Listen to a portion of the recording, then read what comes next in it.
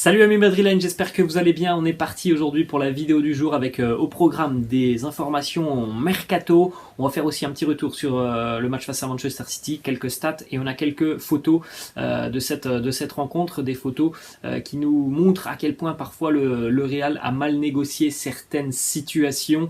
Et puis eh bien, ce sont des photos aussi qu'il va falloir prendre en compte pour mieux travailler et mieux gêner cette équipe de Manchester City. Et puis on va se projeter aussi sur la rencontre de ce week-end face à l'Espagnol Barcelone. L'Espagnol est une équipe qui a battu le Real au match aller. Ça peut être potentiellement le match du titre ce week-end, mais c'est un match qui est calé tout de même avant une demi-finale de Champions League. Donc il y a des choix importants à faire pour Carlo Ancelotti. On va en parler dans quelques instants. Avant de débuter, les amis, merci à vous tous. Regardez, c'est incroyable pour moi. Plus de 20 000 abonnés sur la chaîne. C'est en train de prendre une ampleur auquel je ne l'imaginais même pas. 20 000 abonnés sur la chaîne. Merci à vous tous, les amis. Plus de 5 000 abonnés au cours du dernier mois. C'est incroyable, vous êtes tellement actifs sur la chaîne, vous êtes tellement actifs, tellement bienveillants sur la chaîne avec vos nombreux commentaires sous chaque vidéo. C'est quelque chose vraiment d'incroyable pour moi. Ça me pousse encore plus à vous proposer plus de contenu et à être toujours aussi régulier. Voilà, j'ai pas grand chose à vous dire. Merci les amis, c'est quelque chose d'incroyable. Je ne pensais pas franchement que ça allait prendre une telle ampleur, cette chaîne consacrée au Real Madrid, donc merci sincèrement, c'est quelque chose d'exceptionnel.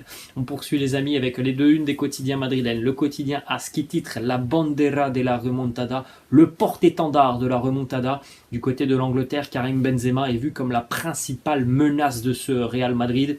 C'est bien logique pour un joueur qui vient d'inscrire donc 9 buts sur les phases éliminatoires, les phases d'élimination directe de la Champions League, pour un joueur qui vient de battre 2 fois Manchester City sur ce match aller, avec à chaque fois des buts exceptionnels du côté de City. On va surveiller d'un peu plus près sur ce match retour Karim Benzema. On continue les amis avec la une du quotidien Marca qui titre Para nosotros no hay duda. Pour nous, il n'y a aucun doute, Karim doit remporter ce ballon d'or. Je suis du même avis les amis. La saison est monstrueuse de la part de Benzema. La régularité de Kabenwebe est exceptionnelle. Le nombre de matchs où Karim a forcé une décision est exceptionnel. Le nombre de matchs où il a marqué dans des moments importants, où il a été juste dans son jeu, est exceptionnel. Pour moi, Karim mérite ce ballon d'or. Peu importe ce qu'il se passera sur la fin de saison, notamment en Champions League. Alors c'est vrai qu'on a un Sadio Mané qui peut potentiellement tout remporter avec Liverpool, tous les trophées avec les Reds, plus la CAN, évidemment ça peut compter. Donc après voilà, ça sera à l'appréciation du jury, la saison individuelle et les trophées remportés par Karim, ou alors la saison individuelle qui est évidemment un petit peu moins réussie pour Sadio Mané, parce que statistiquement il est tout de même loin de Karim Benzema, mais potentiellement Sadio Mané peut tout remporter avec Liverpool, donc ça serait aussi quelque chose de monstrueux. Mais en tout cas, moi, mon avis, c'est que peu importe ce qui se passera sur la Ligue des Champions, je pense que Karim remportera ce ballon d'or. Après, les amis, évidemment, je peux me tromper. Je n'ai pas la science infuse, loin de là. On a ce petit commentaire d'un quotidien italien, la Gazzetta italienne, par rapport à la prestation de Karim face à Manchester City et par rapport aussi à la course au ballon d'or. Donnez-lui le ballon d'or et n'en parlons plus. Le premier but qu'il invente est un massage cardiaque à un Real à l'agonie. La Panenka est un coup de pied par un géant. 14 buts en Champions League, 41 cette saison. C'est le plus fort de tous. Très beau message de la Gazzetta italienne. Une petite statistique les amis, sur le premier but inscrit par Karim face à Manchester City. Rendez-vous compte, en termes d'expected goal, parce que le but, voilà, il est très très difficile à mettre, et bien il n'y avait que 3% de chance que ce ballon de Benzema ne rentre au fond des filets. Ce premier but avec ce centre qui arrive de l'arrière de part de service de Ferland Mendy, cette reprise du pied gauche qui vient taper le montant d'un Ederson qui pourtant a plongé et qui rentre, il n'y avait que 3% de chance que ce ballon rentre au fond des filets. Karim a réalisé une nouvelle fois le geste parfait. On enchaîne les amis avec quelques statistiques sur Kabenwebe en Champions League. Regardez, depuis 10 ans, là, c'est sur les 10 dernières années en Ligue des Champions, monstrueux tout simplement. Cette année, c'est 14 buts pour Karim Benzema, alors que sur les 9 précédentes saisons, Karim, son meilleur total sur une saison en Ligue des Champions, c'était 6 buts. Donc là, il nous a fait quasiment plus qu'un x2 sur son total de buts. C'est complètement dingue. Karim qui en est aussi maintenant à 17 saisons consécutives où il a inscrit au moins un but en Champions League, évidemment entre l'Olympique Lyonnais et le Real Madrid. Seul Lionel Messi peut en dire autant. C'est tout simplement monstrueux pour Kabewebe. Regardez aussi 320 buts inscrits par Karim sous le maillot du Real Madrid. Regardez un petit peu la répartition de ces buts pour Karim. 211 du pied droit, 52 du pied gauche, 54 de la tête. 3 autres qui ont été marqués de la poitrine, du genou. Voilà un petit peu la répartition des nombreux buts inscrits par Kabewebe du côté du Real Madrid.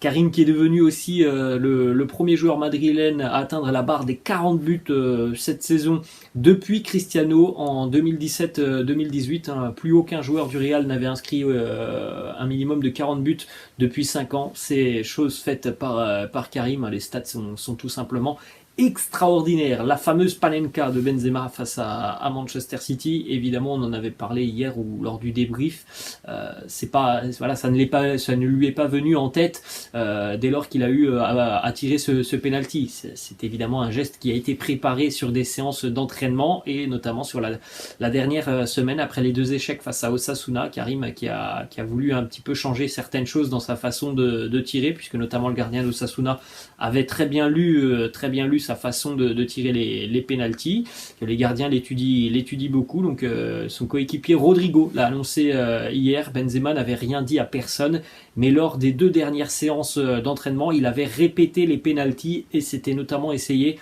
à les frapper de cette manière, avec ce geste, cette panenka. Il s'est entraîné à les tirer comme ça toute la semaine dernière. Sur le banc, on savait déjà qu'il allait faire une panenka. Voilà la déclaration de Rodrigo. On poursuit les amis et regardez avec ces images-là. Vous avez 4 images sur les 20-25 premières minutes de cette rencontre entre City et le Real Madrid. Et là, ce sont des images qui nous montrent à quel point ça a été très compliqué pour les merengues de relancer des ballons proprement, de trouver notamment Luka Modric ou Toni Kroos au milieu de terrain parce qu'il y a eu un pressing qui a été tellement bien réalisé par les joueurs de Pep Guardiola. Regardez un petit peu les lignes de passe qui sont complètement bloquées, l'impossibilité quasiment de trouver Toni Kroos ou Luka Modric. Ça, c'est évidemment quelque chose qu'il va falloir rectifier sur le match retour. Est-ce que City va tenter un pressing aussi haut au Bernabeu?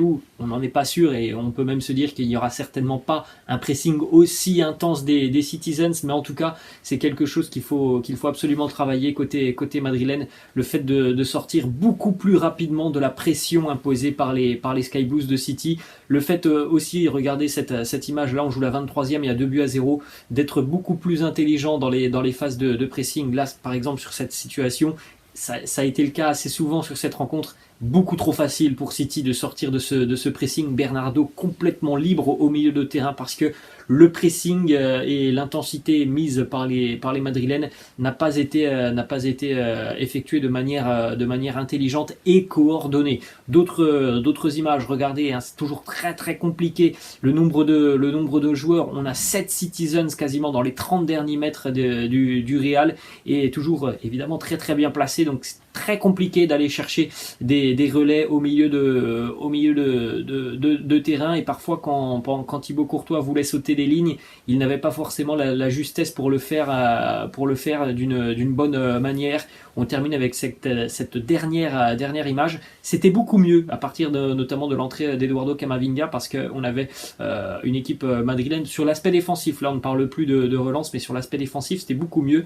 Une meilleure organisation notamment avec ce double pivot Toni Kroos, Eduardo Camavinga. Alors c'est vrai que Bernardo Silva a pu marquer dans cette situation, mais c'est un but qui intervient notamment parce qu'il y a un exploit de Bernardo Silva, alors que les 3 premiers buts quand même de City interviennent parce que cette équipe du Real, elle n'est pas bien organisée défensivement, elle fait des erreurs. Voilà, le 4e but de Bernardo Silva, c'est tout simplement le génie d'un joueur qui a parlé sur cette situation. On continue les amis avec le petit message de Vinicius à Mario Cortegana à l'issue de cette rencontre face à Manchester City. Mario Cortegana qui demande à Vini, est-ce qu'il est toujours possible de croire en une remontada pour le Real Madrid? Le pouce levé pour Vinicius qui croit plus que jamais, comme évidemment tout l'effectif madrilène. On enchaîne les amis avec cette dernière information en ce qui concerne ce match face à Manchester City et notamment le match retour. Ça va être une sacrée mission pour le Real Madrid puisque le Real ne s'est jamais remis d'une défaite en demi-finale aller de la Coupe d'Europe ou de la Ligue des Champions. Cela s'est produit 8 fois dans l'histoire du club madrilène. Jamais le Real n'a réussi à aller chercher une qualification après avoir perdu le match aller. Eh bien, on espère que ça se passera différemment la semaine prochaine au Bernabéu. On poursuit les amis avec ces informations qui concernent le match de ce week-end face à l'Espagnol Barcelone.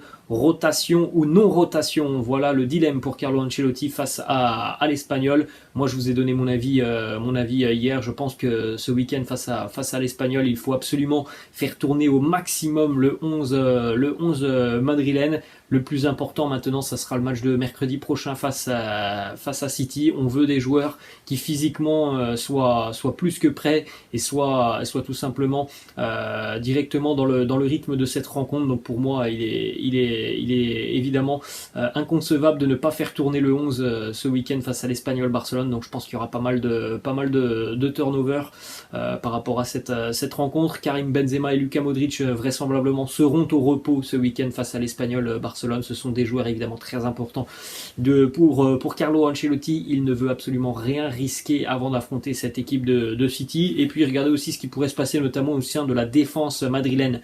On pourrait avoir cette défense plus qu'expérimentale. Lucas Vazquez, Rafa Marín, Jesus Vallejo, Marcelo. Pour rappel, Militao et Nacho sont suspendus. Alaba, bon, il n'y a quasiment aucune chance qu'Alaba joue cette rencontre ce week-end. Carvajal et Mendy devraient eux aussi être au repos. Donc on devrait avoir énormément de turnover ce week-end face à l'Espagnol Barcelone. Peut-être que Casemiro, lui, pourrait avoir quelques minutes parce que Casemiro, voilà, ça fait aussi un petit peu de temps qu'il n'a pas eu de minutes. Donc on pourrait le voir quelques minutes ce week-end face à l'Espagnol Barcelone et vraisemblablement il sera de retour pour affronter Manchester City. Même potentiellement ce week-end, les informations concordent depuis Madrid. On est très optimiste par rapport à la présence de Casemiro face à Manchester City. On continue les amis avec Madridista Real, célèbre compte Twitter qui annonce hier que Kylian Mbappé c'est fait, il sera madrilène.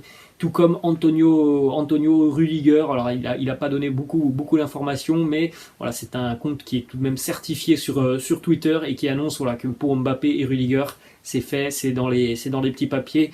Il y aura une possibilité aussi pour signer Fran Garcia, ancien joueur du Real Madrid qui était du côté du Rayo Vallecano. Il annonce aussi que Jovic pourrait quitter le club en prêt. En ce qui concerne Asensio, pas forcément d'avancée, mais c'est toujours Asensio qui a son destin en main. Le Real lui a proposé quelque chose. À lui de voir s'il souhaite continuer ou non l'aventure avec le club madrilène.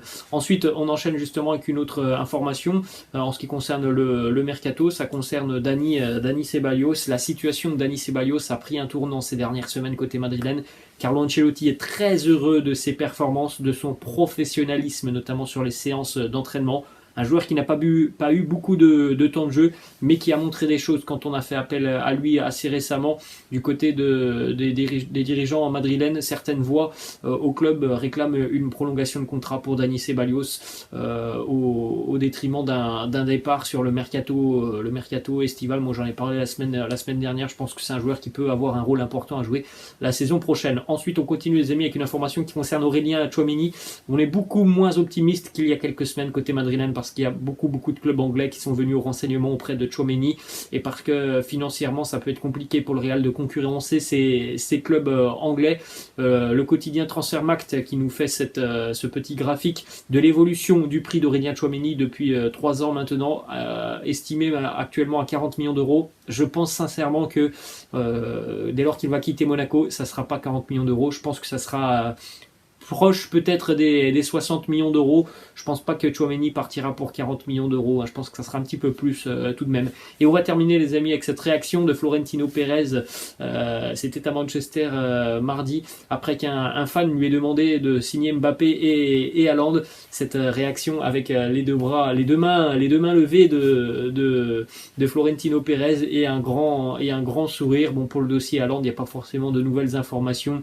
Il est toujours plus proche de Manchester City que du Real Madrid. Voilà les amis, la fin de cette vidéo. N'hésitez pas comme d'habitude à lâcher un petit pouce bleu, comme vous le faites très régulièrement. N'hésitez pas non plus à vous abonner à la chaîne. Et puis on se quitte avec cette petite question de fin. Est-ce que vous êtes favorable à une prolongation de contrat pour Dani Ceballos? Les amis, je vous laisse et je vous dis à demain. Ciao.